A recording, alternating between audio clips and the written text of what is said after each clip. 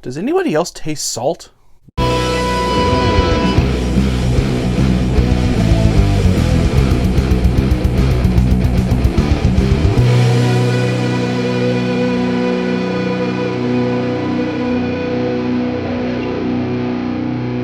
When I did my last Tesla review, I stated that while I did know most of their classics, I really needed to go back and check out some of their classic albums. So here we are.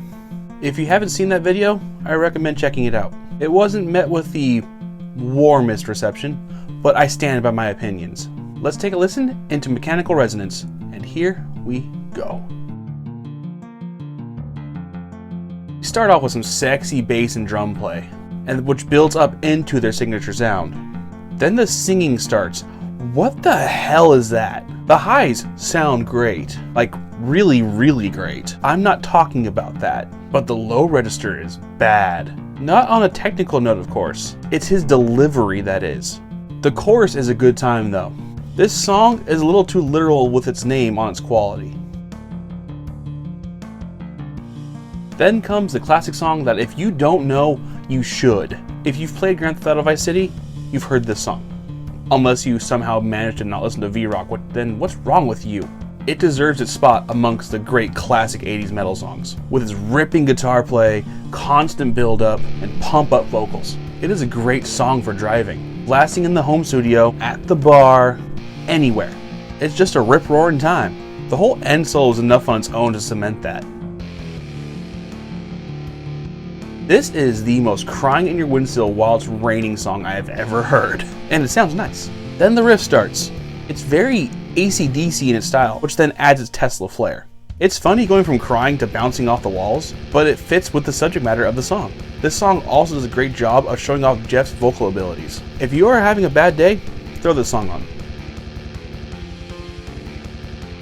I really dig the intro to the song, great build-up, and the build-up really pays off. This song kicks ass. It has a little bit of everything to it.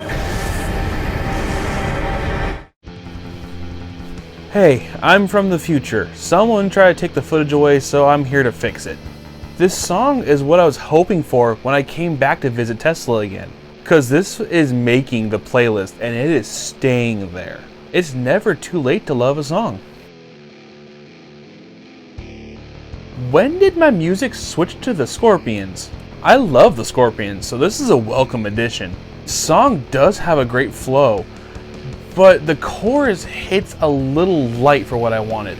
The verses are great, and I love the solo. It has great phrasing to it. It helps the last chorus hit harder than the first two, as it makes adjustments to match the aggression that it deserves. Okay, I think everything's right now. I think we're good. Bye. Ballad time.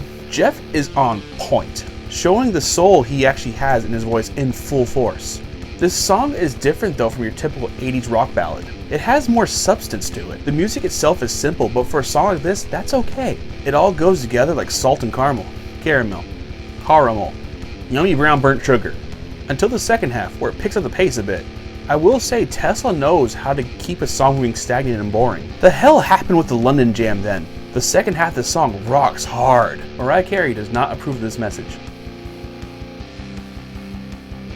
Here it is, one of my all-time favorite songs. It's a song that speaks for itself. Every part of this song is just amazing, and it just hits harder than the rest.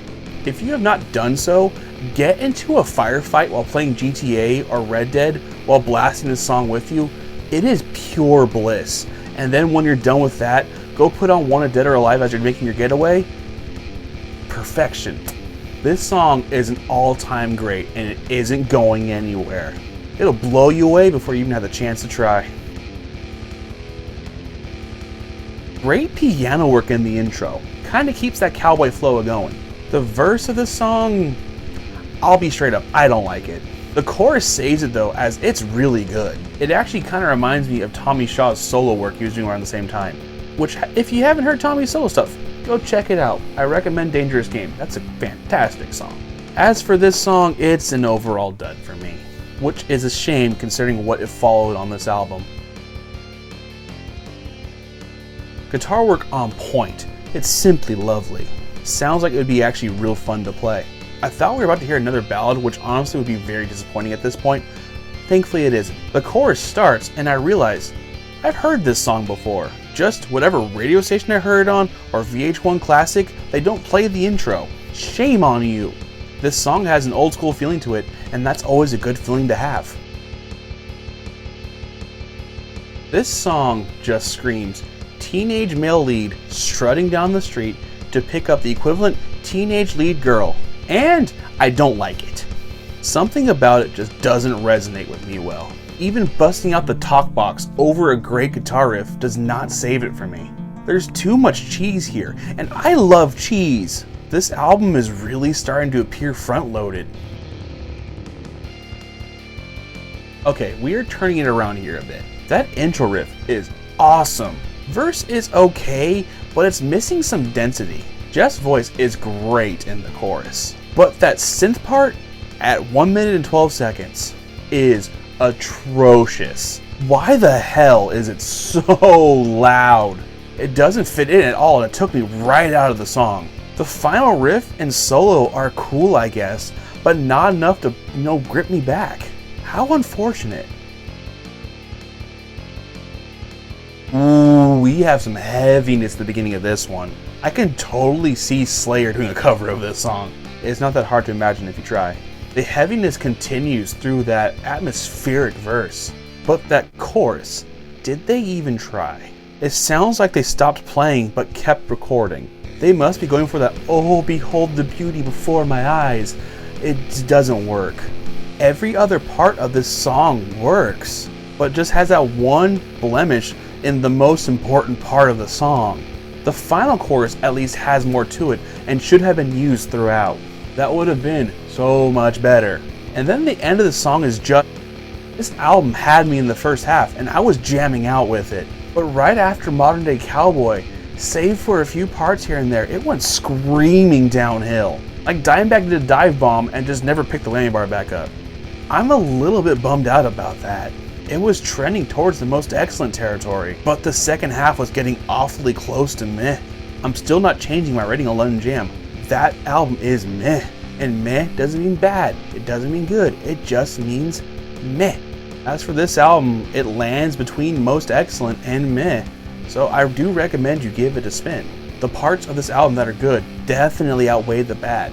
I'm just letting you know, there are parts in this that just aren't that great. But again, the great is great. Nothing here is really bad except for that jarring part in Cover Queen. This is Fenrirock signing off. Take care.